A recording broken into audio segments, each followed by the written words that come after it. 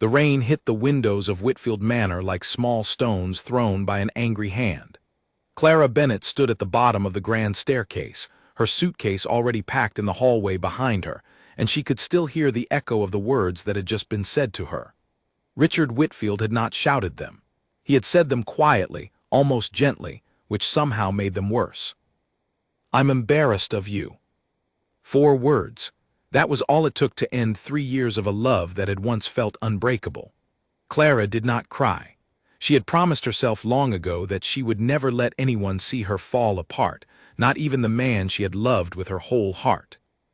She looked at Richard, who stood near the fireplace with his hands in his pockets, unable to meet her eyes, and she whispered back words that would haunt him for the rest of his life. "Then lose me." She turned, picked up her suitcase, and walked out into the storm without looking back. To understand how 2 people who loved each other so deeply had arrived at this cold, final moment, one had to go back to the beginning, to a warm afternoon nearly 3 years earlier, when Clara Bennett had first walked through the iron gates of Whitfield Manor, carrying nothing but a small bag and a letter offering her a job as the estate's new housekeeper. Clara was 26 years old at the time, though the hardships of her life had aged her in ways that numbers could not show. She had grown up in a small town 2 hours from the city, the daughter of a seamstress and a mechanic who had both worked themselves to exhaustion just to keep food on the table. Her father had died when she was 19, and 2 years later her mother had followed him, leaving Clara alone with debts she had not created and a heart that had learned, far too early, how to keep going even when everything hurt. She had worked as a waitress, a shop assistant, and a cleaner in a hotel before she saw the advertisement for a housekeeping position at Whitfield Manor. The pay was better than anything she had earned before, and the position came with a small room on the estate grounds. She did not think twice. She packed her bag, took the long train ride out to the countryside, and arrived at the gates of a world she had only ever seen in magazines. Whitfield Manor was not just a house. It was an estate that stretched across nearly 400 acres of rolling green land, with horse stables, a private lake, and gardens that had been maintained by the same family for 4 generations. The current owner was Richard Whitfield, a man of 32 who had inherited the estate from his father 2 years earlier and had been trying, with mixed success, to manage both the land and the weight of his family's expectations ever since. Clara's first meeting with Richard was almost accidental. She had been shown to her room by the estate's head housekeeper, an older woman named Grace Turner who had worked for the Whitfield family for over 20 years, and Clara was unpacking her few belongings when she heard hooves on the gravel path outside her window. She looked out and saw a man riding a dark brown horse across the field, moving with the kind of ease that suggested he had been doing it since childhood. He was not what she had expected. She had imagined someone cold and stiff, the kind of wealthy man she had read about in stories, someone who looked down on people like her. Instead, the man on the horse laughed at something, maybe at nothing at all, just at the joy of riding fast under an open sky, and the sound carried all the way to her window. That was Richard Whitfield, though she did not know his name yet. Their first real conversation happened 3 days later, in the estate's library, a room filled with old books and tall windows that let in soft afternoon light. Clara had been sent to dust the shelves, a task she took seriously despite its simplicity, because she believed that doing small things well was the foundation of doing anything well. She was standing on a small step stool, reaching for a book that had fallen sideways on a high shelf, when the stool wobbled beneath her feet. A hand caught her arm before she could fall. "Careful," a voice said. "Those shelves have outlived 3 housekeepers already." "I'd rather not add a 4th incident to the record." Clara turned, startled, and found herself looking into a pair of gray eyes that held more warmth than she had expected from the master of such a grand house. She stepped down quickly, embarrassed, and straightened her uniform. "Thank you, sir," she said. "I didn't realize anyone was here." "I live here," Richard said, and there was a hint of amusement in his voice, not mockery, but genuine warmth. "Though I suppose I don't spend enough time in the library to make that obvious. You're new. Grace mentioned we had a new housekeeper starting this week." "Clara Bennett," she said, offering a small nod instead of a handshake, unsure of what was proper. Richard Whitfield, he replied, and then, seeing the flicker of surprise on her face, he added, "Yes, that Whitfield. Don't worry, I don't bite, and I promise the house isn't haunted, despite what the staff might tell you." Clara found herself smiling despite her nervousness. There was something disarming about him, something that did not match the image she had built in her mind of a wealthy landowner. He asked her about the book she had been reaching for, and when she told him it was a collection of old poetry, his eyebrows lifted with genuine interest. "That's one of my mother's favorites," he said. "She used to read from it every evening before she passed. I haven't touched it in years." "I'm sorry for your loss," Clara said softly. "It's been a while," Richard said, though something in his eyes suggested the wound had not fully closed. "Thank you, though. Not many people say that and actually mean it." That conversation lasted only a few minutes, but it planted something between them that neither of them fully understood yet. Over the following weeks, their paths crossed more often than either had planned. Richard would find reasons to be in the library when Clara was cleaning it. Clara would find herself lingering a little longer than necessary when she passed him in the halls, curious about the man who ran such a massive estate, but seemed, underneath it all, to carry a quiet loneliness that money could not fix.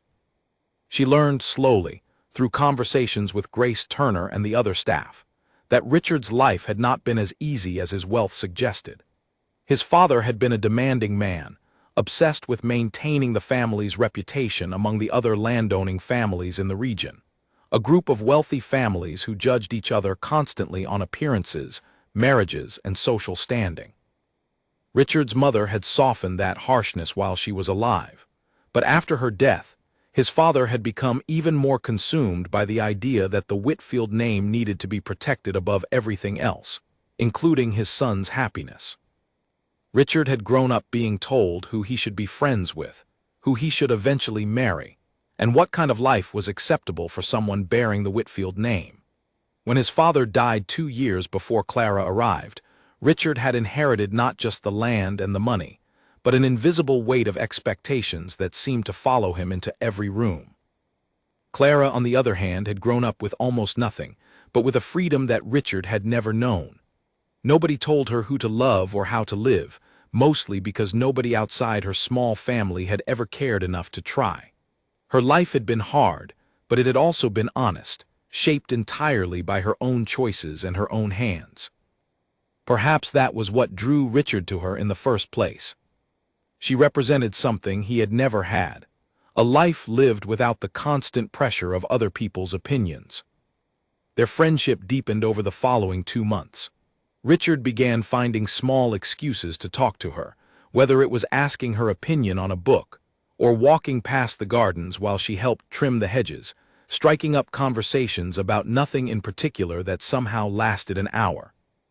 Clara noticed the way his shoulders would relax when he spoke with her, as if for those few minutes he could set down the heavy expectations of his name and simply be a man talking to a woman he found interesting. One evening, nearly 10 weeks after Clara had arrived at the estate, Richard found her sitting alone by the lake after her work had finished for the day. The sun was setting, painting the water in shades of orange and pink, and Clara had her knees pulled up to her chest, watching the light fade with a quiet peace on her face. "You come here often," Richard said, not quite a question, as he sat down a respectful distance away from her on the grass. "Almost every evening," Clara admitted. "It's the most beautiful place I've ever seen. I used to think sunsets like this only existed in paintings." Richard looked at her for a long moment, and something shifted in his expression, something softer and more vulnerable than she had seen from him before. "I grew up watching this same sunset from this same spot," he said. "But I don't think I ever really saw it until just now, watching you see it for the first time." Clara felt her heart quicken at his words, and when she turned to look at him, she found him already watching her, his gray eyes steady and warm in the fading light. Neither of them said anything for a long moment, but something had changed between them, something unspoken that both of them understood without needing words. It would be another month before either of them admitted their feelings aloud. But from that evening by the lake, both Clara and Richard knew that whatever was growing between them was no longer just friendship. It was the quiet, dangerous beginning of a love that would test everything they believed about themselves, about class, about family, and about what it truly meant to stand beside someone, no matter what the world said. Neither of them could have known, on that peaceful evening by the water, how far that love would eventually be pushed, or how much it would cost them both before the truth of their hearts would finally be allowed to speak without fear.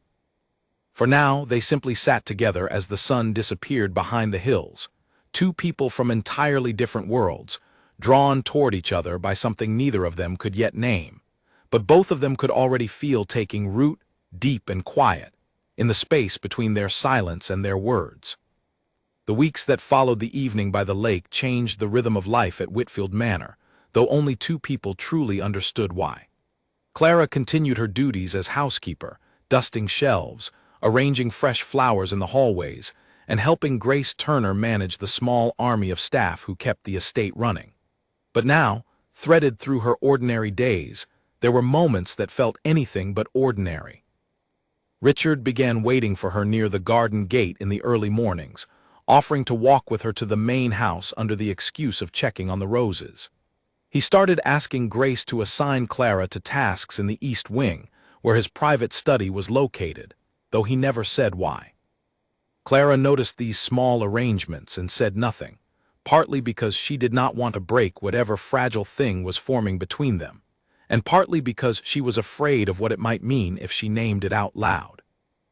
It was Richard who finally said the words first, on a cool evening in early autumn, nearly 3 months after Clara had arrived at the estate. They were standing in the greenhouse at the far edge of the property, a glass building filled with flowers that Richard's mother had once tended with great love. Richard had brought Clara there to show her a rare orchid that had just bloomed, one that had not flowered in almost 2 years. "My mother planted this the year before she got sick," Richard said, kneeling beside the pale purple flower. "I always thought it died with her. I don't know why it decided to bloom now." "Maybe it just needed someone to care for it again," Clara said softly, kneeling beside him. "Some things need patience more than anything else." Richard turned to look at her, and the space between them suddenly felt very small. "Clara," he said, his voice quieter than she had ever heard it, "I need to tell you something, and I understand if it changes things between us. I understand if it makes you want to leave this position, or if it makes everything complicated, but I can't keep pretending anymore." Clara's heart pounded in her chest, though she kept her expression calm. "Then don't pretend," she said. "I think about you constantly," Richard admitted. "Not in the way an employer thinks about someone who works for him. I think about you the way a man thinks about someone he cannot imagine his life without. I know it's foolish. I know what people would say, given who I am and who you are in the eyes of this estate. But I don't care any more what they would say. I care about what's true, and the truth is that I've fallen in love with you." For a long moment, Clara said nothing, too overwhelmed to trust her own voice. She had felt the same pull toward him for weeks, had spent countless nights telling herself it was foolish, that a man like Richard Whitfield could never truly choose someone like her, not in a world that measured people by the size of their inheritance rather than the size of their heart. But hearing him say it, seeing the sincerity in his gray eyes, she realized she could no longer pretend either. "I love you too," she whispered. "I've tried very hard not to. I told myself it would only lead to pain, but I can't fight it anymore, Richard. I don't want to fight it anymore." What followed was one of the happiest seasons of both their lives, though it existed almost entirely in secret. Richard could not yet bring himself to tell his extended family or the social circle his father had spent decades cultivating, a group of wealthy landowners who valued lineage and reputation above almost everything else. He knew, with a heaviness he tried not to think about too often, that his Aunt Margaret Whitfield, who had taken on the role of family matriarch since his mother's passing, would never approve of a relationship between the estate's owner and its housekeeper. Margaret had strong opinions about tradition, about maintaining the family standing among the other great houses of the region, and she had already begun hinting, in her sharp and pointed way, that Richard needed to think seriously about finding a wife suitable for his position. Richard asked Clara, gently and with visible guilt, if she would be willing to keep their relationship private for a while longer, at least until he found the right way to tell his family. Clara agreed, though a small part of her, one she tried to ignore, wondered what it meant that the man who loved her wanted to hide that love from the people who mattered most to him. Still, the months that followed were filled with quiet joy. They found ways to be together without drawing attention, meeting in the greenhouse after the other staff had gone home, taking long walks along the edges of the property where no one from town would see them, sharing dinners in Richard's private study with the curtains drawn. Clara continued her work as housekeeper during the day, professional and composed in front of the other staff, while in the evenings she became someone entirely different. A woman deeply, joyfully in love, laughing freely, dreaming about a future she had never let herself imagine before. Richard, too, seemed transformed.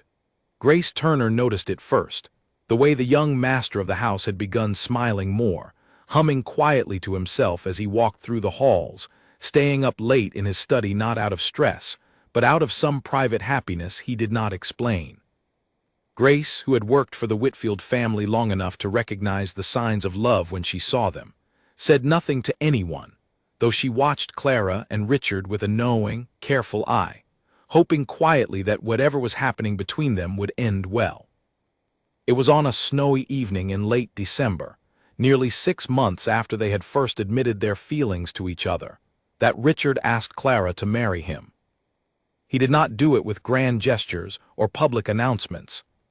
He did it in the greenhouse, beside the orchid that had bloomed the night he first told her he loved her, now surrounded by other flowers that had grown under Clara's careful attention over the following months, since she had taken over tending the greenhouse as a quiet gift to Richard's memory of his mother. He knelt in front of her, his hands trembling slightly despite his usual composure, and held out a small ring that had belonged to his grandmother. "I know this isn't how it's supposed to happen," Richard said. "I know there should be a big dinner and my family should already know about us, and everything should be proper and announced the way my father would have wanted. But I don't want to wait any more, Clara. I want to spend my life with you, whatever that costs me. Will you marry me?" Clara's eyes filled with tears, and she nodded before she could even form the words, pulling Richard up and into her arms. "Yes," she whispered against his shoulder. "Yes, I'll marry you." They held each other for a long time in the warm, humid air of the greenhouse, snow falling silently outside the glass walls, both of them believing, in that perfect moment, that love alone would be enough to carry them through whatever difficulties lay ahead. But even as Richard slid the ring onto her finger, a small shadow crossed his face, one that Clara noticed but chose not to question that night. "There's something I need to ask of you," Richard said carefully. "I need a little more time before we tell my family. My Aunt Margaret has been talking about introducing me to some of her friends' daughters, families she thinks would be a good match for the estate. I need to handle this the right way, so nothing threatens what we're building. Can you trust me a little longer?" Clara looked into his eyes, searching for any sign of doubt, and found only what looked like love and genuine worry. She told herself that his caution came from care, not shame, that he simply wanted to protect what they had built until he was ready to defend it openly. "I trust you," she said, "as long as you promise me that when the time comes you won't be afraid to choose me in front of everyone, the way you've chosen me here, in private." "I promise," Richard said, kissing her forehead gently. "I will never be ashamed of loving you, Clara, never." It was a promise he meant with his whole heart in that moment, standing among the flowers his mother had once tended, holding the woman he loved more than he had ever loved anyone. He could not have known then how difficult that promise would become to keep, or how the pressures of his world, the whispers of his family, and the deep, old habits of pride and fear would eventually test the very foundation of what he had just sworn to protect. For now, though, Clara Bennett walked back to her small room that night with a ring on her finger and hope in her heart, believing that the hardest part of their story was already behind them. She did not yet know that the true test of their love had not even begun, and that the coming months would ask far more of both of them than either was fully prepared to give. Winter passed into spring, and with it came a change in the atmosphere at Whitfield Manor that Clara could feel even before she fully understood its cause. Richard's Aunt Margaret Whitfield began visiting the estate more frequently, arriving unannounced with her sharp eyes and sharper opinions, always finding some reason to comment on how the house was being run, how the staff behaved, and more pointedly, how Richard was spending his time. Margaret was a tall, elegant woman in her late 50s, the kind of person whose presence filled a room before she even spoke. She had been close to Richard's father, and after his death, she had appointed herself the unofficial guardian of the family's reputation, believing it was her duty to ensure that Richard did not let 200 years of careful social standing collapse under his own inexperience. She had strong opinions about marriage, believing that a man in Richard's position needed a wife who understood the responsibilities of managing an estate, hosting political dinners, and maintaining connections with the other prominent families in the region. To Margaret, marriage was not simply a matter of love. It was a strategic decision, one that could strengthen or weaken everything the Whitfield name represented. Clara first sensed trouble on a bright afternoon in March, when she was arranging flowers in the main hall and overheard Margaret speaking to Richard in his study. The door left slightly ajar. "The Ashford girl would be perfect for you," Margaret was saying, her voice carrying the confident tone of someone used to being obeyed. "Her family owns half the land bordering the northern estate. A marriage between the two families would secure water rights that your father spent years trying to negotiate. It's practically arranged already, Richard. All you need to do is show a little interest." "I'm not interested in a leaner Ashford," Richard replied, his voice tight with the particular strain Clara had come to recognize whenever he spoke with his aunt. "I've told you before, Aunt Margaret. I have no intention of marrying for land or political advantage." "Then what do you intend to marry for?" Margaret's voice sharpened. "Love. Don't be naive, Richard. Love is a luxury for people who don't have 400 acres and 40 employees depending on them to make wise decisions. Your father understood that. It's time you understood it too." Clara moved away from the door before she could hear Richard's response, her hands trembling slightly as she continued arranging the flowers, her mind racing with worry. She told herself that Richard's love for her was strong enough to withstand his aunt's pressure. She told herself that the promise he had made in the greenhouse still held true. But a small, cold seed of doubt had been planted, and over the following weeks it began, slowly, to grow. Richard, for his part, was fighting his own private battle. He loved Clara with a certainty that had not wavered since the day he first admitted his feelings to her. But he was also a man who had spent his entire life being taught that duty came before desire, that the Whitfield name carried obligations that could not simply be ignored because of personal happiness. His father's voice echoed in his memory constantly, especially during his conversations with Margaret, reminding him of lessons drilled into him since childhood. Appearances matter, reputation is fragile, and a Whitfield does not embarrass the family. He wanted desperately to tell Margaret the truth, to announce his engagement to Clara, and let the consequences fall where they may. Several times he came close. He would find Margaret alone in the drawing room, the words forming on his tongue, only to lose his nerve at the last moment, distracted by some new argument about legacy or responsibility that made the truth feel impossibly heavy to speak aloud. Instead, Richard chose delay after delay, promising Clara each time that he simply needed a little more time, a better moment, a stronger position from which to defend their relationship against his family's disapproval. Clara, still deeply in love and still trusting the man who had knelt before her in the greenhouse, continued to believe him, though the waiting had begun to weigh on her in ways she tried not to show. One evening in April, nearly 4 months after their engagement, Clara finally allowed herself to voice the doubts that had been building quietly inside her.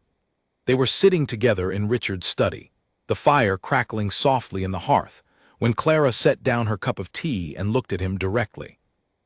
"Richard," she said carefully, "I need to ask you something, and I need you to be honest with me, even if the answer is difficult to say."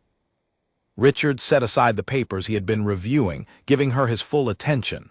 "Of course." "What is it?" "Are you ever going to tell your family about us?" Clara asked. "It's been 4 months since you proposed. I love you, and I've tried to be patient because I understand this is complicated for you. But I need to know that this isn't going to be a secret forever.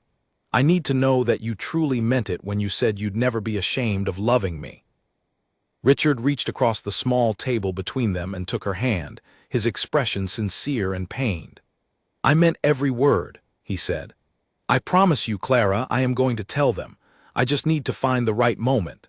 Margaret has been especially difficult lately, pushing this idea of the Ashford marriage, and I don't want our engagement to get lost in the middle of one of her arguments.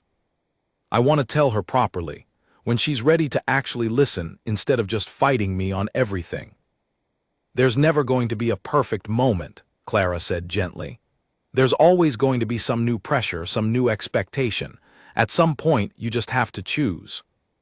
"I know," Richard admitted, his voice heavy with the weight of a promise he was struggling to keep. "I know, and I will. I swear to you, Clara, I will tell her before the summer. I just need a little more time to prepare everything properly." Clara searched his eyes for any sign of hesitation about their relationship itself, and found none.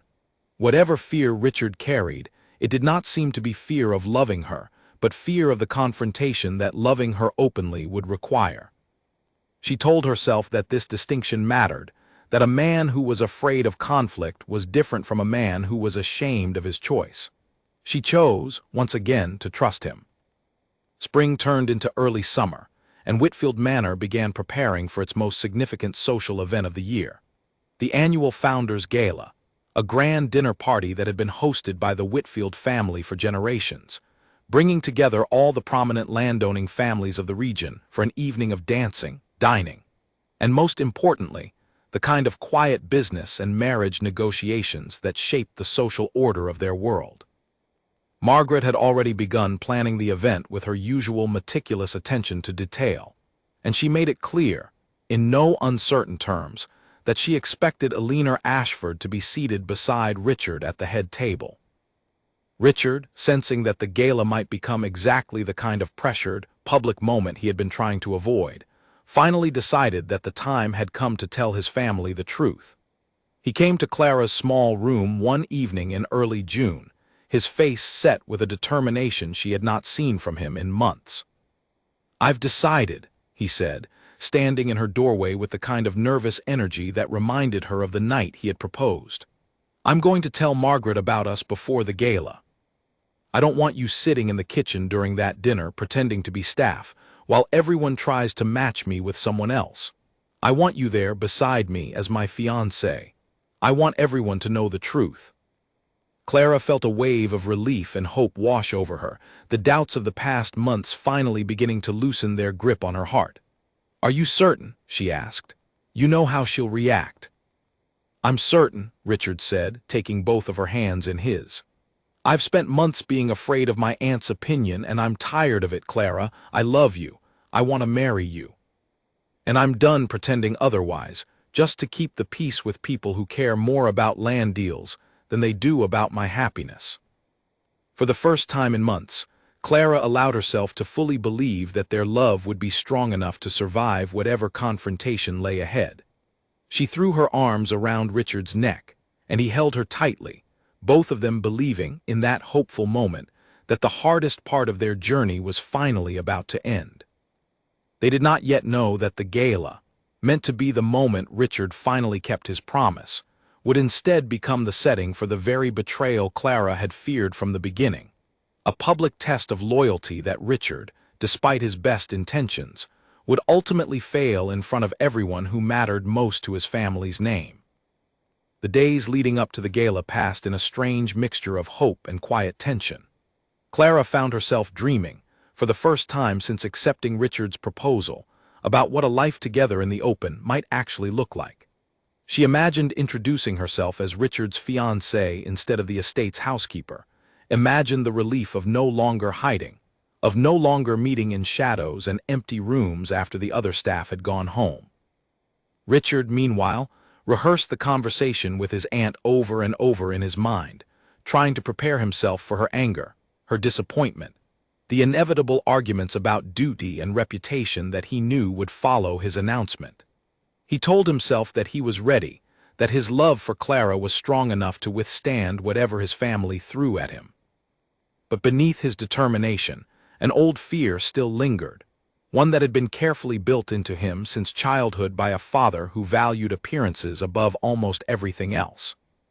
It was a fear Richard had not yet fully confronted, one that would resurface at the worst possible moment, in front of the very people he claimed he was no longer afraid of, and it would cost him more than he could have imagined on that hopeful June evening, standing in Clara's doorway, believing with his whole heart that he was finally ready to choose love over legacy.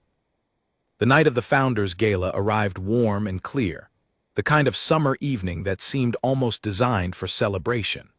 Whitfield Manor had been transformed for the occasion, with long tables set up across the main lawn, strings of soft lights hung between the old oak trees, and the sound of a small orchestra drifting out from the open doors of the ballroom. Every prominent family in the region had been invited, and by 7 o'clock, the estate grounds were filled with the low hum of conversation, laughter, and the clinking of crystal glasses. Clara had spent the afternoon helping the other staff prepare the final details, arranging centerpieces and checking that every table setting matched Margaret's exacting standards.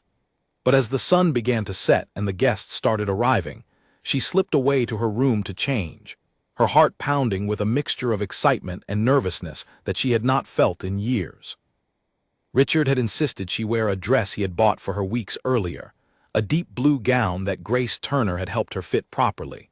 And as Clara looked at herself in the small mirror in her room, she barely recognized the woman staring back at her.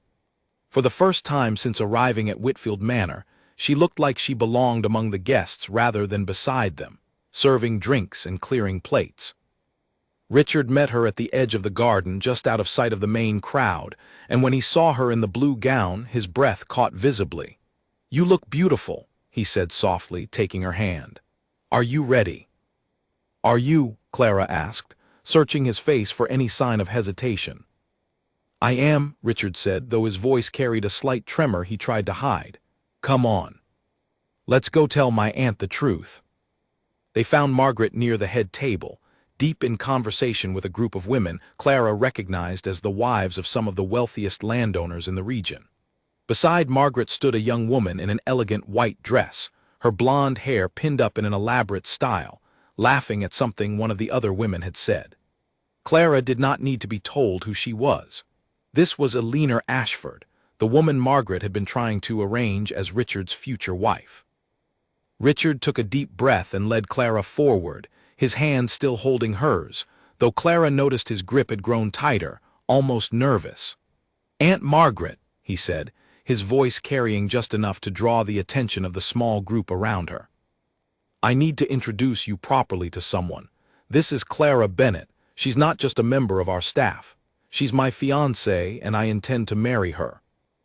For a long moment, silence fell over the small group. Margaret's face went through several rapid transformations, from confusion to disbelief to something colder and harder that settled just as quickly as it arrived. Eleanor Ashford's smile faded, replaced by an expression of poorly hidden embarrassment, while the other women exchanged quick, meaningful glances that made Clara's stomach tighten with dread. "Your fiancée," Margaret repeated slowly, as if testing the word for some hidden flaw. "The housekeeper."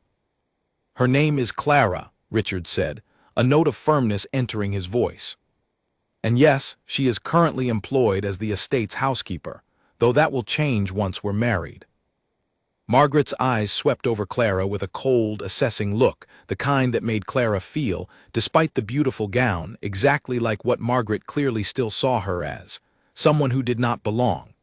"This is a joke," Margaret said finally, though her tone made it clear she did not believe it was one at all. "Richard, we can discuss this privately, not here, not in front of our guests." "There's nothing to discuss," Richard said, though Clara noticed a slight waver creeping into his earlier confidence. I love her, Aunt Margaret. I've loved her for almost a year. I wanted everyone to know the truth. Word of the announcement seemed to spread through the gathered crowd with unnatural speed, the way scandal always did among people who lived for exactly this kind of drama. Clara felt eyes turning toward her from every direction, some curious, some openly disapproving, a few even amused, as if her presence among them were some kind of entertaining spectacle rather than a woman standing beside the man she loved. Margaret recovered her composure quickly, adopting a tight, controlled smile that did not reach her eyes. "Well," she said, her voice carrying just enough volume for those nearby to hear, "how wonderfully modern of you, Richard. I'm sure your father would have found this fascinating." The words were delivered with such precise, cutting sarcasm that several of the nearby guests actually laughed, a soft, cruel sound that made Clara's cheeks burn with humiliation. Throughout the rest of the evening, the whispers followed Clara everywhere she went. She overheard fragments of conversation as she passed groups of guests, comments about how unusual it was, how Richard must have lost his senses, how the family's reputation would surely suffer from such an inappropriate match. Eleanor Ashford, though clearly embarrassed by the public rejection, seemed to find some comfort in joining the whispers, making pointed comments within Clara's earshot about how some people simply did not understand where they belonged. Clara tried her best to hold her head high, remembering the promise Richard had made to her, believing that his public announcement, however difficult its aftermath, meant that he had finally chosen to stand beside her openly, regardless of what anyone else thought. But as the evening wore on, she began to notice something that troubled her far more than the whispers of strangers. Richard's confidence, so strong at the moment of the announcement, seemed to be eroding with every passing hour.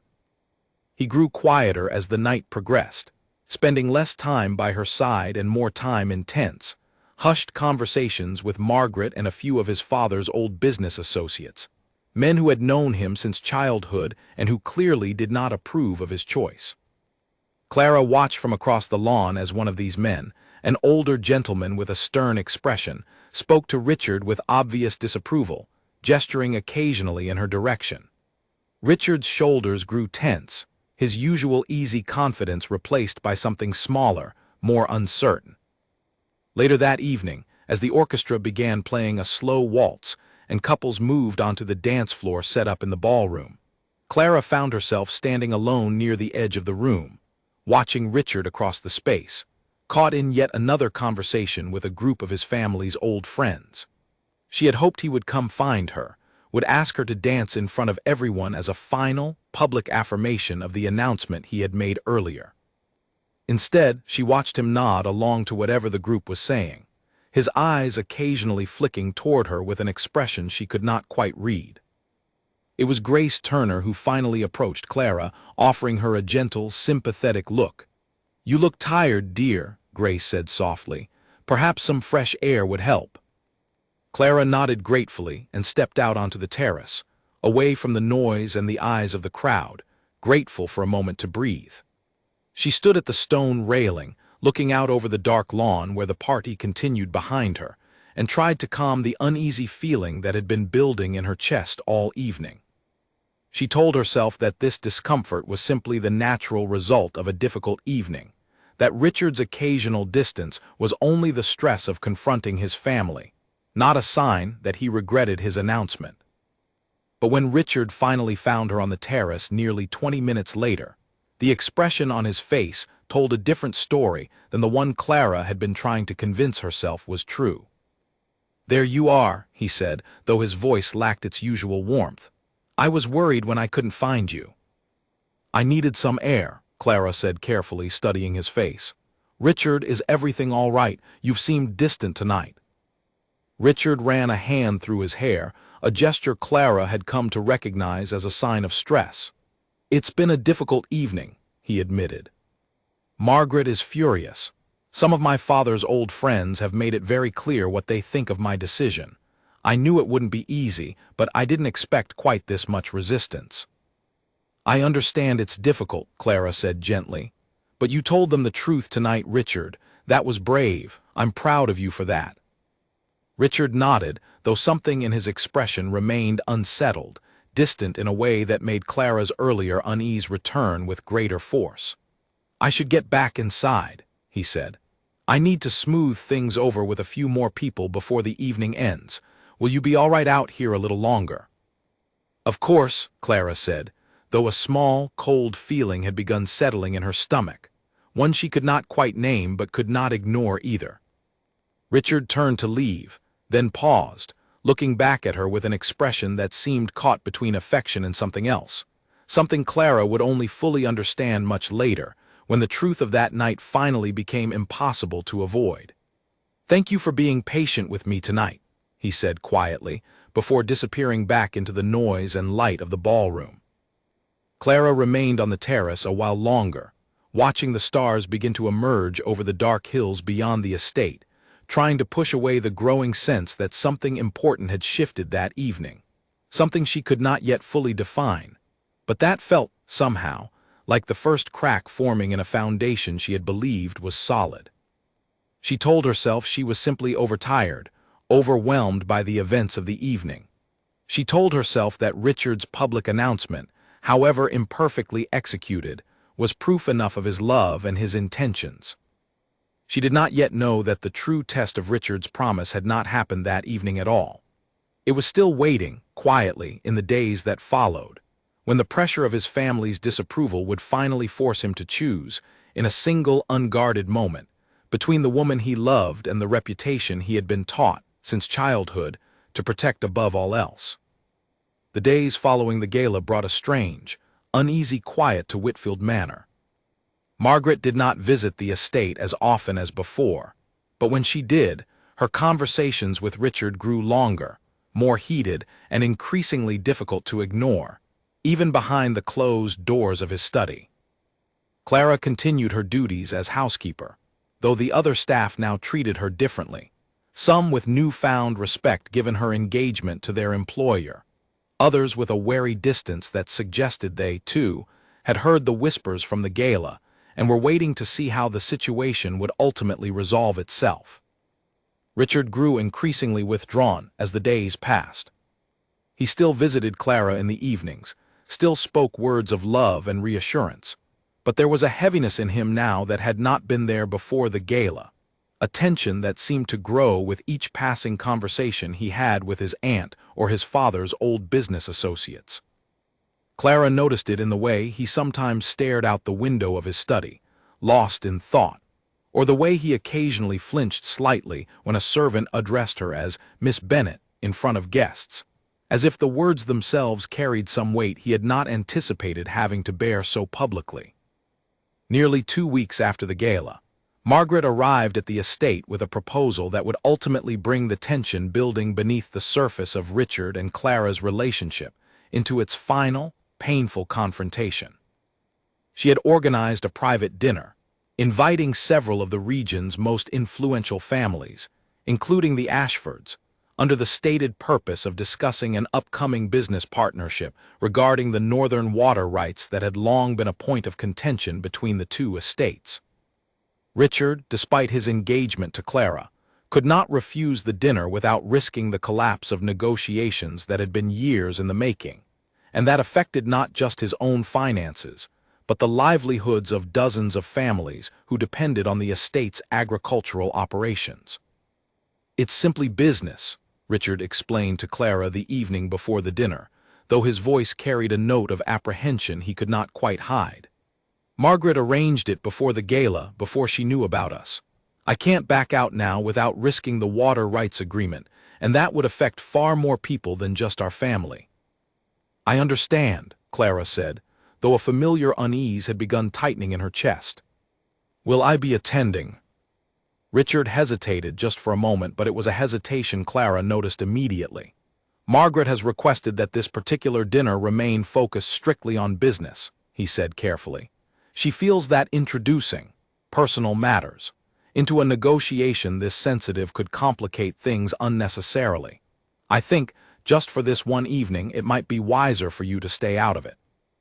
Clara felt something cold settle in her stomach, though she tried to keep her voice steady. "You mean you want me to stay away?" "It's not like that," Richard said quickly, though his eyes did not quite meet hers. "It's just business, Clara, one evening. It doesn't mean anything about us." Clara wanted desperately to believe him, and so, once again, she agreed, telling herself that a single business dinner meant nothing in the face of everything they had already built together. But when the evening of the dinner arrived, and Clara found herself once again relegated to the kitchen, helping the other staff prepare and serve a meal she was not permitted to attend as a guest, the humiliation of the arrangement settled into her chest with a weight she could no longer ignore. She caught glimpses of the dinner through the kitchen door, as she and the other staff carried dishes in and out of the dining room. Richard sat at the head of the table, Eleanor Ashford seated conveniently close beside him, Margaret presiding over the conversation with practiced elegance. Clara watched Richard laugh at something Eleanor said, watched him lean slightly toward her to hear better over the sound of the other conversations, and told herself, again and again, that it meant nothing, that it was simply politeness required by the delicate business negotiations at hand. It was near the end of the evening, as Clara was clearing plates from a table near the dining room entrance, that she overheard a conversation that would finally shatter the fragile trust she had been holding onto for weeks. Margaret's voice carried clearly from the drawing room, where she had gathered a small group of guests for after-dinner drinks, unaware that Clara stood just outside the door, her hands full of empty plates. "Honestly, Richard, I don't understand what's come over you," Margaret was saying, her voice sharp with frustration. "Parading around with the housekeeper like some kind of rebellious statement.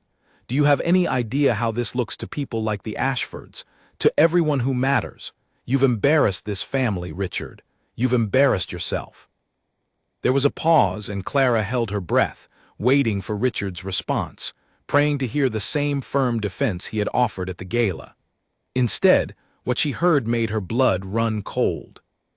"I know," Richard said quietly, his voice heavy with something that sounded uncomfortably close to shame. "I know how it looks, Aunt Margaret. I'm handling it." "Handling it how?" Margaret pressed.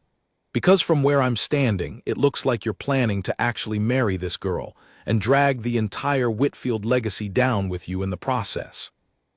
Another pause, longer this time.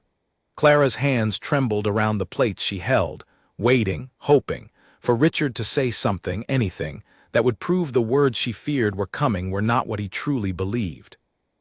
"I love her," Richard finally said, though his voice had lost the certainty it once carried. "But you're right that this is complicated. I didn't think it through properly. I didn't think about what it would mean for the business relationships, for the family's standing. I'm trying to figure out the best way forward." Clara did not wait to hear more. She set the plates down quietly on a side table and walked back to the kitchen, her heart pounding, her mind racing with the implications of what she had just heard. It was not a declaration of love she had overheard. It was doubt, hesitation, the same fear that had delayed Richard's announcement for months finally resurfacing, stronger than ever, under the pressure of his aunt's disapproval and the weight of a business deal that mattered more, apparently, than he had ever let Clara believe. She said nothing to Richard that night, choosing instead to wait until the guests had left and the house had grown quiet, giving him the chance to come to her on his own, to offer the reassurance she desperately needed. But when Richard finally appeared at her door, well past midnight, his expression carried an exhaustion and distance that told Clara everything she needed to know before he even spoke a word. "Clara," he began, running a hand through his hair in the gesture she had come to recognize as a sign of deep internal conflict. "We need to talk." "I already know what you're going to say," Clara replied quietly, standing in the doorway of her small room, refusing to invite him inside this time. "I heard you talking to your aunt." Richard's face went pale. "Clara, it's not what you think." "Isn't it?" Clara interrupted, her voice steady despite the storm building inside her. "You told her you didn't think this through properly. You told her you're trying to figure out the best way forward, as if I'm a business problem you need to solve rather than the woman you promised to marry." "I didn't mean it like that," Richard said, though the conviction in his voice had weakened considerably from the man who had proposed to her in the greenhouse, from the man who had announced their engagement at the gala. I'm under enormous pressure right now, Clara. The water rights negotiation is critical for the entire estate. Dozens of families depend on those agreements. Margaret is threatening to withdraw her support entirely if I don't handle this situation more carefully. And what does handling it more carefully mean exactly? Clara asked, though she already suspected the answer, dreading it with every fiber of her being. Richard hesitated, and in that hesitation Clara saw the truth she had been fearing for weeks finally rising to the surface. Maybe, he said slowly, each word costing him visible effort, maybe we could wait a little longer before making anything official. Just until the negotiations are settled, until things have calmed down with Margaret and the rest of the family. It wouldn't change how I feel about you, Clara. It would just be practical. Practical, Clara repeated, the word tasting bitter in her mouth. You mean you want to hide me again? Pretend the gala never happened. Go back to sneaking around in the greenhouse after everyone's gone home, while you sit at dinner tables with a leaner Ashford and let your aunt believe there's still a chance you'll choose someone more suitable. That's not fair, Richard said, though his voice lacked the strength to make the protest convincing. Isn't it? Clara's voice rose slightly, the calm composure she had maintained throughout their relationship finally beginning to crack under the weight of months of quiet fear and unspoken doubt. Richard, I need you to be honest with me right now, more honest than you've been in months. Are you ashamed of me? The silence that followed stretched on for what felt like an eternity. Richard opened his mouth, then closed it again, his eyes searching the floor as if the answer might be written somewhere he could not quite see. When he finally spoke, his voice was quiet, almost a whisper, but the words landed with the force of a physical blow. I'm embarrassed of you, he said. Not of who you are as a person, Clara. I need you to understand that. But of what people say, of the position it puts me in, of everything my father spent his whole life building that I'm apparently willing to throw away for love. I don't know how to reconcile those two things anymore. I'm sorry. I know how that sounds. Clara stood perfectly still, feeling something inside her go quiet and cold, a stillness that came not from lack of feeling, but from feeling too much all at once, more than her heart could process in the span of a single moment. She thought of the greenhouse, of the ring on her finger, of the promise Richard had made beside his mother's orchid, swearing he would never be ashamed of loving her. She thought of the gala, of the courage she had believed he showed in that moment, courage that had apparently already begun crumbling before the night had even ended. Then lose me, she whispered. Richard's eyes widened, the weight of her words finally seeming to register the full consequence of what he had just admitted. Clara, wait, that's not what I meant. It's exactly what you meant, Clara said, her voice steady now, carrying a strength that surprised even herself. You just told me the truth, Richard. For the first time in months, you told me the actual truth. I appreciate that, even if it's not what I wanted to hear. But I won't spend my life being someone's secret shame, hidden away until it becomes convenient to acknowledge me. I deserve better than that. I deserve someone who chooses me without hesitation, without needing to weigh me against water rights and family reputation. She removed the ring from her finger, her hand trembling only slightly as she held it out to him. Richard stared at it, then at her, his expression a mixture of shock, regret, and something that looked almost like relief. A complicated relief that Clara recognized even through her own heartbreak. The relief of a man who had been carrying an impossible weight and had just, however painfully, set it down. Take it, Clara said, when he made no move to accept the ring. I don't want anything from this house that isn't mine. Slowly, reluctantly, Richard took the ring from her open palm, his fingers brushing against hers for what both of them understood without needing to say it aloud would be the last time. I never wanted this, he said quietly. I do love you, Clara. I hope you believe that even now. I believe you loved me, Clara said. But love isn't enough if it comes with conditions, Richard. Love isn't enough if it only exists in private, behind closed doors, hidden from the very people whose opinions you claim don't matter but clearly still control every decision you make. She turned then, walking into her room and closing the door quietly behind her, leaving Richard standing alone in the hallway with an empty ring box and the terrible, hollow silence of a promise he had broken with his own words. That night, Clara did not sleep. She sat by her window, watching the moon rise over the same lake where she and Richard had once shared their first quiet moment of connection, and she allowed herself, finally, to grieve the loss of a love she had believed, with her whole heart, would be strong enough to survive anything. By morning, her tears had dried, replaced by a quiet, resolute clarity. She began packing her belongings before the sun had fully risen, determined to leave Whitfield Manor before the household staff woke, and before Richard could find another way to delay the ending that had already, in the truest sense, arrived. The moment he spoke those 4 devastating words in the hallway the night before. Clara finished packing just as the first gray light of dawn began creeping through her window, though the sky outside remained heavy with clouds that promised rain before the day was through.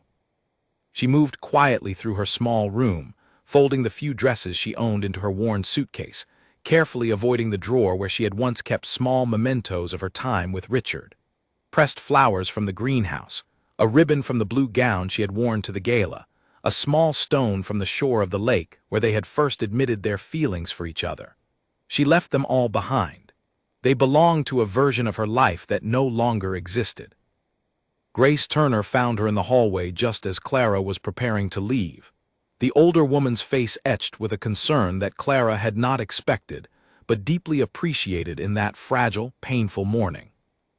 "You're leaving," Grace said softly, not really a question. "I have to," Clara replied, her voice steady though her eyes carried the unmistakable signs of a sleepless, tearful night. "I can't stay here anymore, Grace, not after everything that's happened." Grace nodded slowly, understanding written across her weathered features. She had worked at Whitfield Manor long enough to have seen this pattern before, in different forms, across different generations of the family. The quiet cruelty of pride, the way wealth and reputation could poison even the most genuine love if a person allowed fear to take root deeply enough. "I always hoped it would be different this time," Grace said quietly. "I saw the way he looked at you, Clara. I don't think his love for you was ever false. I just think fear can make good men do foolish, painful things." "That may be true," Clara said, "but it doesn't change anything. I can't build a life with someone who's embarrassed to stand beside me in front of the people whose opinions matter most to him. Love that hides is not the same as love that stays." Grace reached out and took Clara's hand, giving it a gentle, reassuring squeeze. "Where will you go?" "I have some savings," Clara said. "Not much, but enough to get started somewhere new. I was thinking of the city. There are opportunities there I never had access to growing up in a small town. Maybe it's time I built something of my own, instead of always working within someone else's house, someone else's rules." "You have more strength than you know," Grace said, pulling Clara into a brief, warm embrace. "I'll miss you terribly, but I understand why you have to go. Take care of yourself, Clara Bennett. You deserve so much more than what you found here." Clara thanked her with tears finally slipping down her cheeks, the first she had allowed herself to shed since the confrontation in the hallway the night before. She picked up her suitcase and made her way toward the main staircase, intending to leave through the front entrance one final time, a small, quiet act of defiance against the months she had spent entering and exiting through the servants' passage, never quite belonging to either world. She had nearly reached the bottom of the staircase when Richard appeared, stepping quickly out of his study, his hair disheveled and his eyes carrying the unmistakable weight of a sleepless night that mirrored her own. He must have heard her footsteps, or perhaps he had simply been waiting there since dawn, anticipating exactly this moment. "Clara," he said, his voice rough with exhaustion and something that sounded dangerously close to desperation. "Please wait. Let's talk about this properly, before you do something you might regret." Clara paused at the bottom of the stairs, setting her suitcase down for a moment, though she did not move closer to him. Outside, the first drops of rain had begun tapping against the tall windows of the entrance hall, a soft, steady rhythm that seemed to underscore the finality of the moment building between them. "I don't think I'm the one who's going to regret anything, Richard," Clara said quietly. I made a mistake last night, Richard said, taking a step toward her. His hands raised slightly as if approaching something fragile that might shatter if he moved too quickly. I was tired, I was under enormous pressure, and I said something I shouldn't have said, something that doesn't reflect how I truly feel about you. Please, Clara, give me a chance to fix this. You didn't misspeak, Richard, Clara said, her voice calm but firm, carrying none of the anger she might have expected to feel and instead something quieter, sadder, more resolved. You told me the truth. Maybe for the first time in months, you told me exactly what you've actually been feeling this entire time, underneath all the promises and the proposals and the public announcements. You're embarrassed of me. That's not something that changes just because you regret saying it out loud.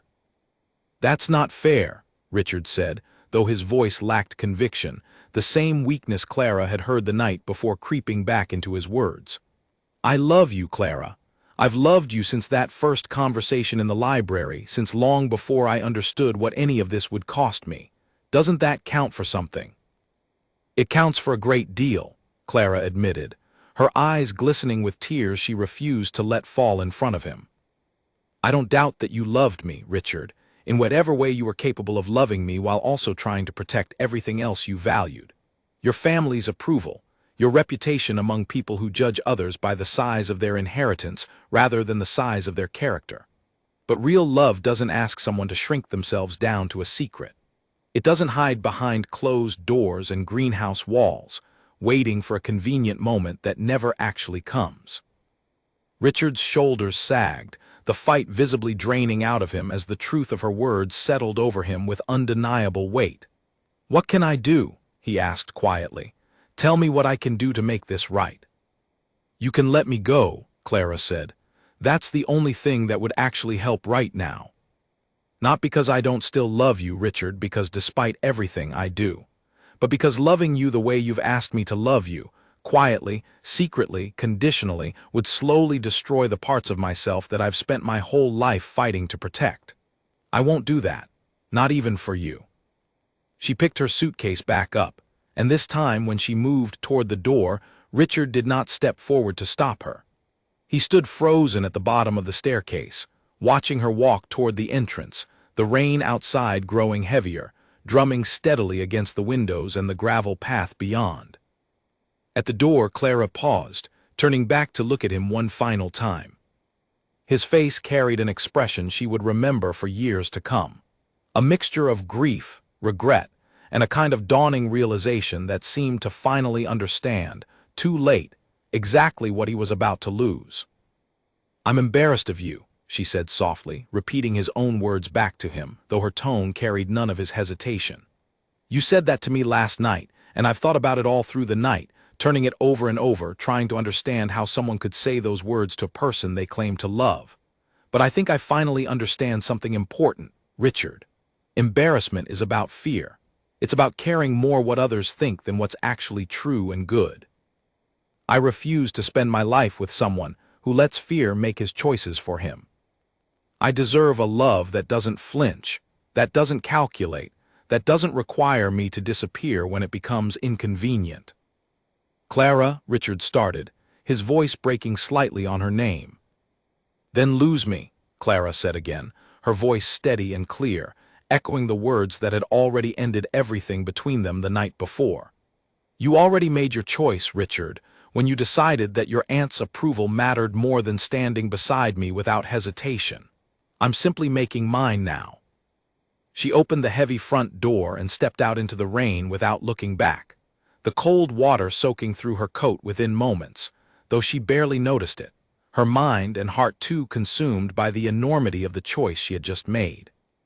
Behind her, she heard Richard call her name one final time, his voice nearly lost beneath the sound of the storm, but she did not turn around.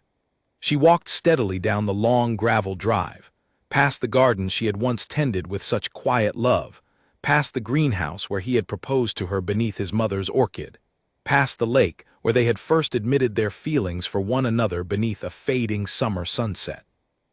By the time she reached the iron gates at the edge of the property, the same gates she had walked through nearly a year earlier with nothing but a small bag and a letter offering her a new beginning, Clara Bennett was soaked through, exhausted, and utterly heartbroken. But beneath the grief, something else had also taken root, something that would carry her forward through the difficult months that lay ahead.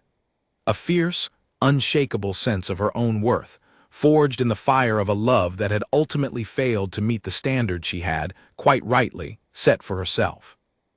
She did not look back at the manor as she walked through the gates and onto the road leading toward the train station, though she could not help but wonder, in a small, quiet corner of her heart, whether Richard was still standing at the door, watching her disappear into the storm, finally understanding the full weight of what his fear had cost him. Behind her, in the entrance hall of Whitfield Manor, Richard remained standing exactly where she had left him, staring at the closed door for a long time after the sound of her footsteps had faded into the rain. Margaret found him there nearly an hour later, still frozen, his expression hollow and distant in a way she had never seen before, not even in the difficult months following his father's death. "Richard," she said carefully, approaching him with unusual gentleness, "what happened?" "She's gone," Richard said quietly, not looking up. "Clara's gone, and I'm the one who drove her away." Margaret opened her mouth, perhaps to offer some comment about how it was for the best, how the situation had resolved itself in exactly the way she had hoped, but something in Richard's expression stopped her before she could speak the words. For the first time since her nephew had inherited the estate, Margaret Whitfield found herself uncertain of what to say, watching a grief settle over him that seemed far too deep, far too genuine, to be dismissed with the practical arguments she had relied on for months to justify her disapproval of his relationship with Clara Bennett. Outside, the rain continued falling steadily over the fields and gardens of Whitfield Manor, washing away the last traces of Clara's footsteps along the gravel drive, though it could do nothing to wash away the words that had passed between two people who had once believed, with their whole hearts, that their love could survive anything the world tried to place in its path. The city was louder, faster, and far more unforgiving than anything Clara had experienced during her quiet years at Whitfield Manor, but in its noise and its indifference, she found something she had not expected, a strange kind of freedom. Nobody in the crowded streets knew her as the housekeeper who had once been engaged to a wealthy landowner. Nobody whispered about her when she walked into a room. She was simply Clara Bennett, a young woman starting over with a small suitcase and a fierce determination to build a life that belonged entirely to her. The first few months were difficult. She rented a small room above a bakery on a narrow street, sharing a bathroom with 3 other tenants and working long hours at a textile shop to cover her rent.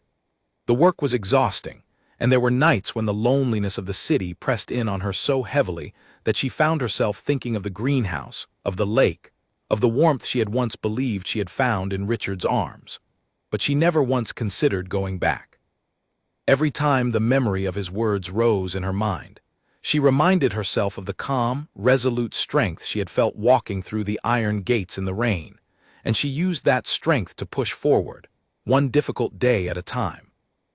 It was at the textile shop that Clara first discovered a talent she had never had the opportunity to explore before. She had learned to sew from her mother as a child, simple, practical skills meant to mend clothing and save money, but working among the shop's fine fabrics and patterns, she began to notice details others missed. The way a certain cut of fabric could transform an ordinary dress into something elegant, the way a small adjustment to a hemline could change the entire character of a garment. She began sketching designs in a small notebook during her breaks, simple sketches at first, then increasingly ambitious ones, drawing on the quiet, careful attention to detail she had honed during her years managing the household at Whitfield Manor. Her employer, an older woman named Grace's distant cousin who had connections throughout the city's small but growing fashion trade, noticed Clara's sketches one afternoon and encouraged her to bring a few of her designs to a local seamstress who was looking for an assistant with a creative eye. That seamstress, impressed by Clara's natural talent and her tireless work ethic, took her on as an apprentice, and within a year, Clara had learned enough to begin taking small commissions of her own.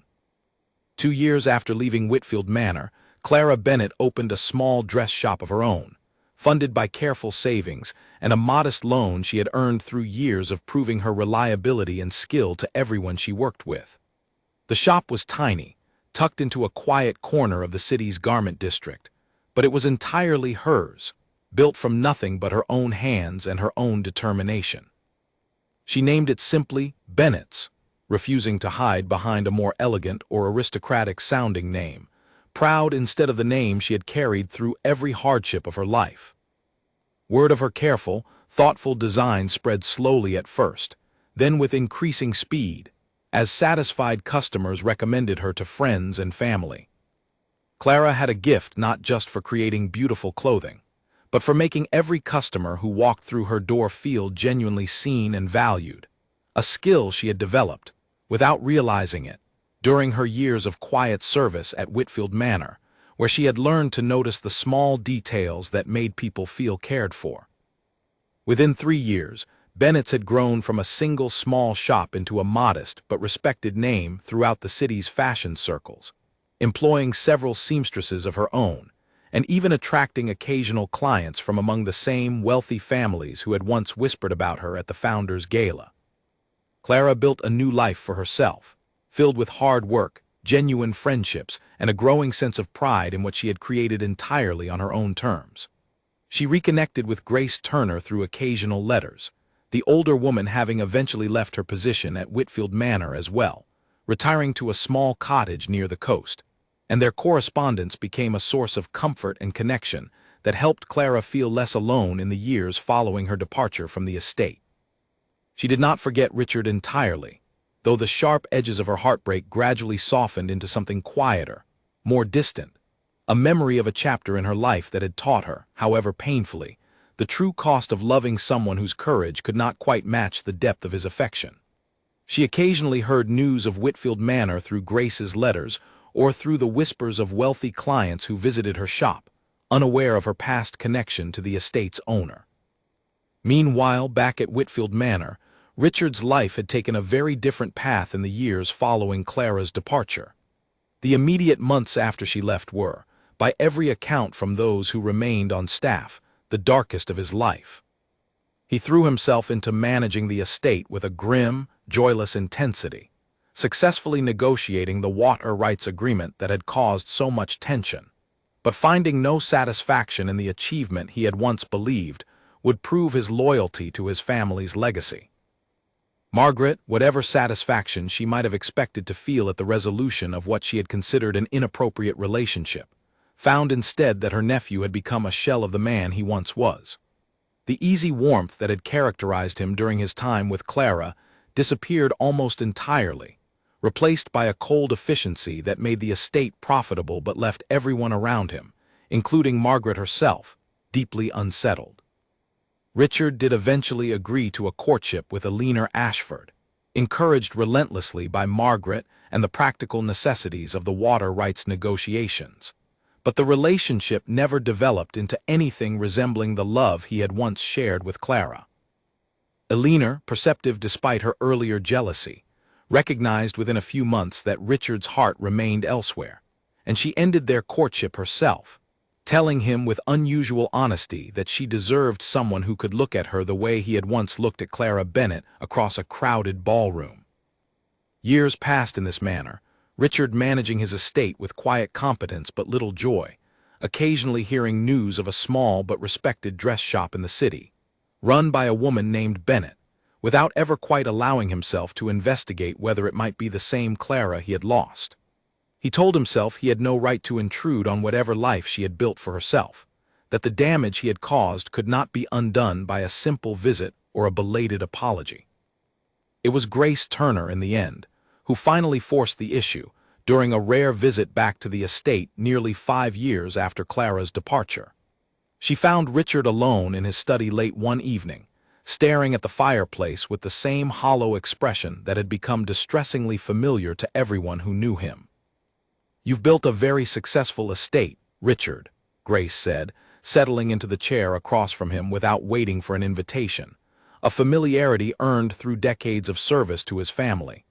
"But I don't think I've seen you smile, truly smile, in 5 years, not since the morning she walked through those gates in the rain."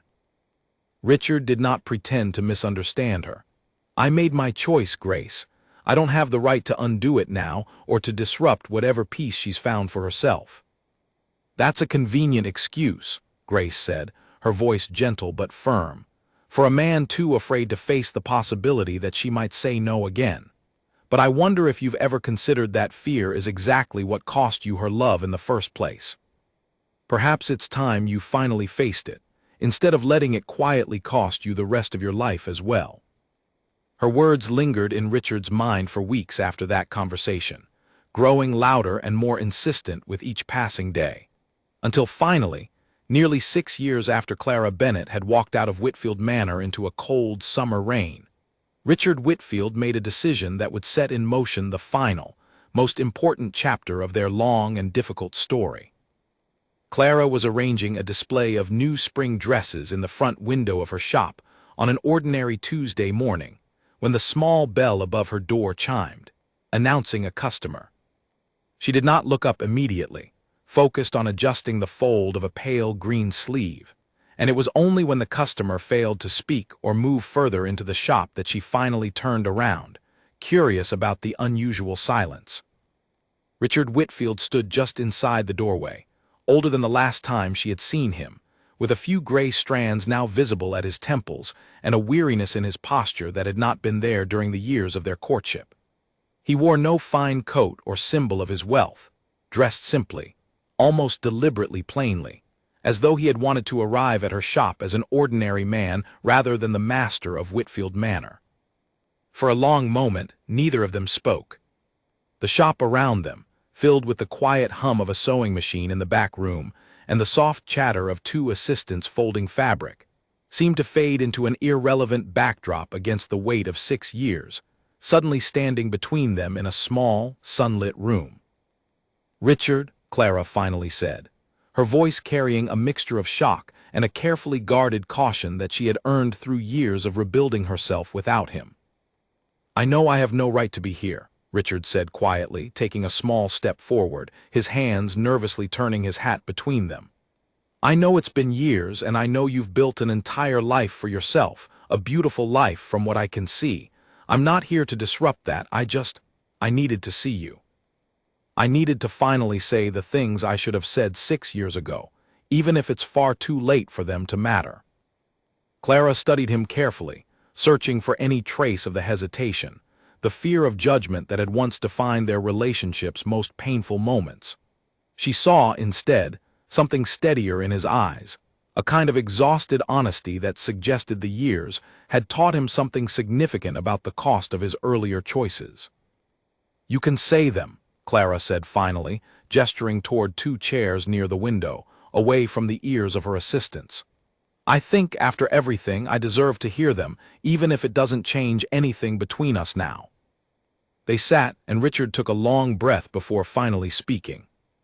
"I've spent 6 years regretting the words I said to you that night," he began. "Not just regretting them, but understanding them more deeply than I did in the moment I spoke them. I told you I was embarrassed of you, and I let you believe that meant something was wrong with who you were. But that was never true, Clara. The embarrassment I felt was never about you.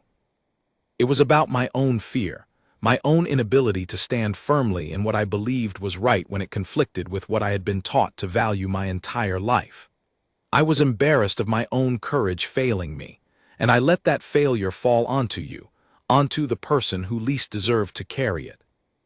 Clara listened silently, her hands folded carefully in her lap, allowing him to continue without interruption. "After you left," Richard went on, "I told myself I was protecting the estate, protecting the family legacy, protecting everything my father had built. But none of it brought me any peace. I successfully finished the water rights negotiation Margaret was so desperate to secure. I courted Alina Ashford, exactly as everyone expected me to.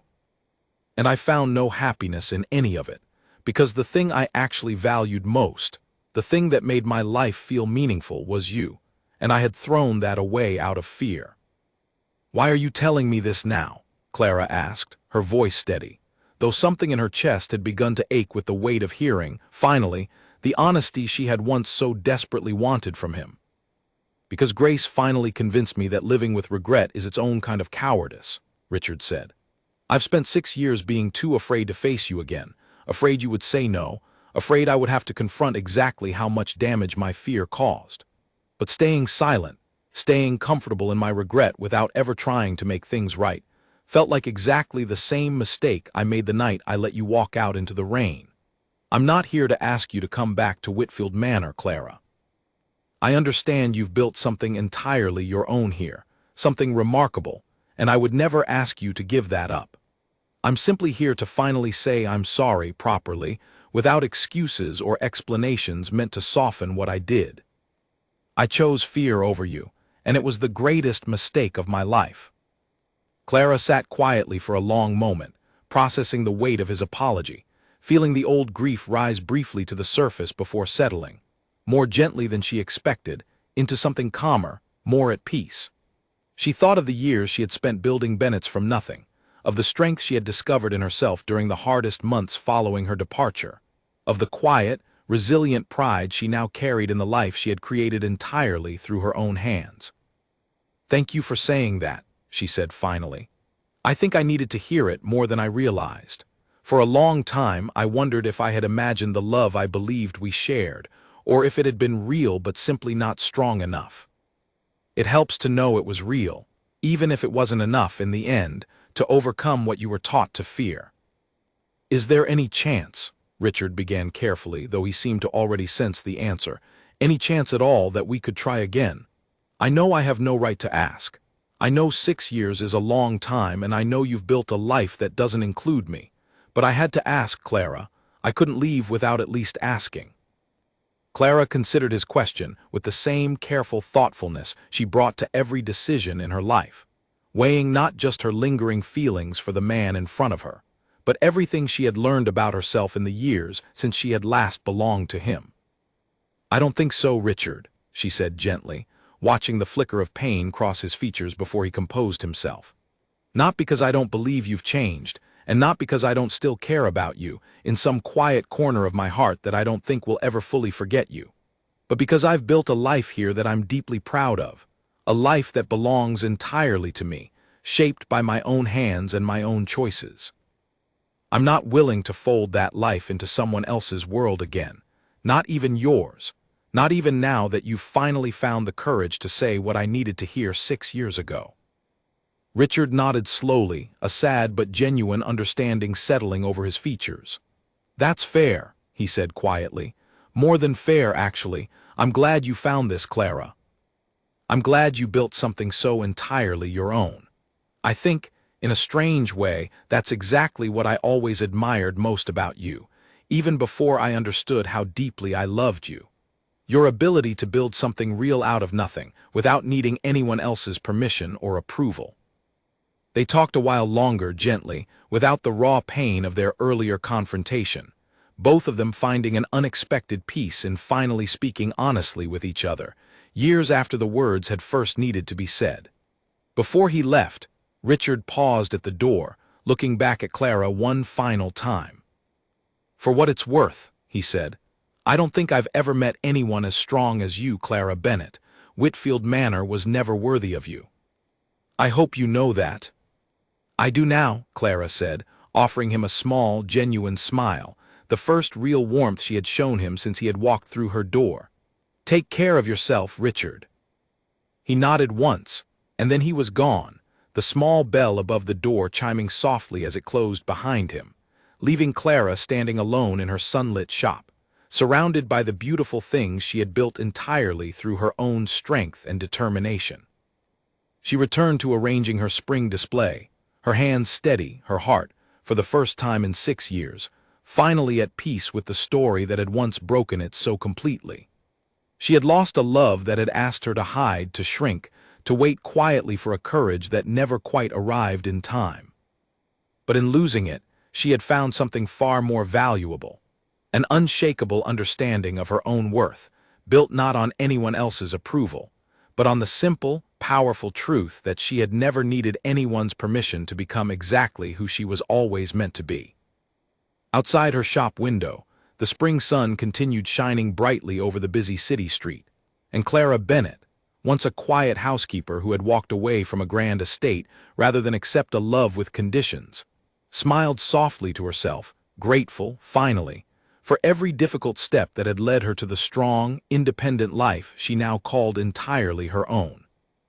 In the years that followed, Clara's shop continued to grow, eventually becoming one of the most respected names in the city's fashion district, known not just for the quality of its designs, but for the quiet dignity and kindness of the woman who had built it from nothing.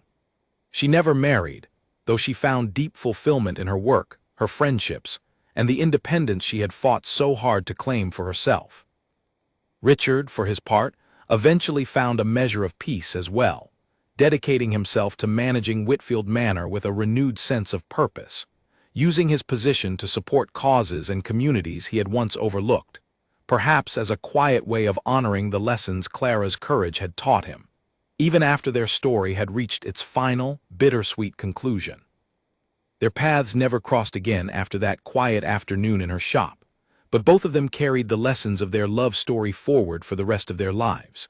That true love does not ask a person to hide, that courage matters more than comfort, and that sometimes, the greatest act of self-respect a person can offer themselves is the simple, powerful choice to walk away from a love that requires them to become smaller than who they truly are.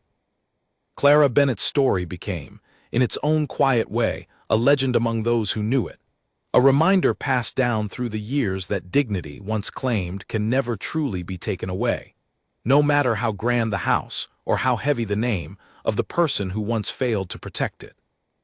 A decade after Clara Bennett walked out of Whitfield Manor into the cold summer rain, her small shop had grown into something far larger than she had ever imagined possible on those difficult first nights above the bakery. Bennett's now occupied 3 connected storefronts in the heart of the garment district, employing nearly 30 skilled seamstresses and designers, many of whom Clara had personally trained, passing along the same careful attention to detail she had once learned while dusting library shelves and arranging flowers in a grand house that had never truly been her home. She had become something of a mentor to young women entering the trade, particularly those who arrived in the city with little money and even less confidence, much as she once had. She never told them the full story of her time at Whitfield Manor, but she often shared the lesson she had carried forward from those painful years, that a person's worth could never be measured by the size of someone else's approval, and that true security came only from the quiet, steady work of building something real with one's own hands. One of these young women, a talented seamstress named Louisa Marsh, became particularly close to Clara over the years, eventually rising to become her most trusted business partner. It was Louisa who first suggested expanding Bennett's beyond the city, opening a second location in the coastal town where Grace Turner had long since settled into her quiet retirement. Clara agreed, partly for the sound business opportunity, and partly because it gave her regular reason to visit the woman who had shown her such kindness during the hardest chapter of her life. Grace, now well into her 70s but still sharp and warm as ever, took great delight in watching Clara's business flourish along the coast, often sitting in the corner of the new shop with a cup of tea, offering opinions on fabric choices that Clara, out of respect and genuine affection, almost always took seriously.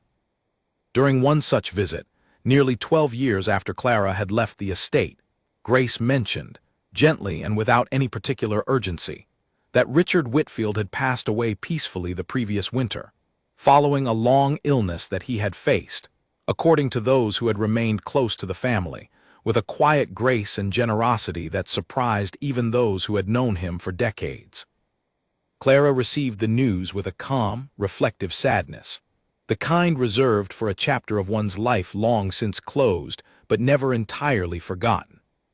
She learned, through Grace, that Richard had never married, that he had spent his final years quietly transforming Whitfield Manor's business practices, using much of the estate's wealth to fund scholarships for young people from working families, an initiative he had apparently started without any public announcement, not long after his conversation with Clara in her shop all those years ago. Margaret, Grace reported, had softened considerably in her later years, particularly after witnessing the quiet, joyless decade Richard spent trying and failing to build a life that matched the family's rigid expectations rather than his own genuine happiness. In her final years, Margaret had apparently spoken with unexpected regret about her role in the events of that fateful summer, admitting to Grace during one of their rare conversations that she had spent so much energy protecting a family name that she had nearly cost her nephew the one relationship capable of making him genuinely happy. Clara did not attend Richard's funeral, feeling that her presence, even after so many years, might complicate a day that belonged entirely to the family and community he had ultimately spent his life serving. But she did write a short, private letter to Grace, asking her to place a single flower from the greenhouse, if it still stood, somewhere quiet on the estate grounds, in memory of a love that had once been real, even if it had not been strong enough to withstand the fears of the man who felt it.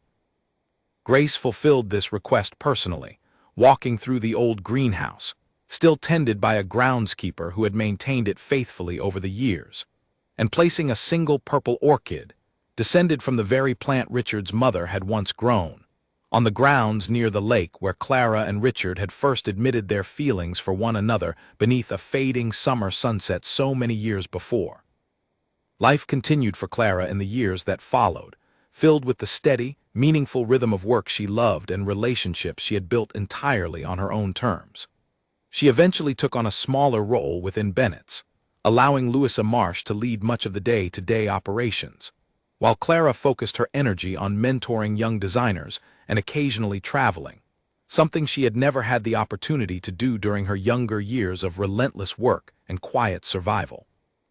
On one such trip, nearly 15 years after leaving Whitfield Manor, Clara found herself unexpectedly passing through the small countryside town nearest to the estate, drawn by a curiosity she had not fully examined before setting out on the journey. She did not visit the manor itself, understanding that whatever connection she once had to that grand house belonged firmly to the past.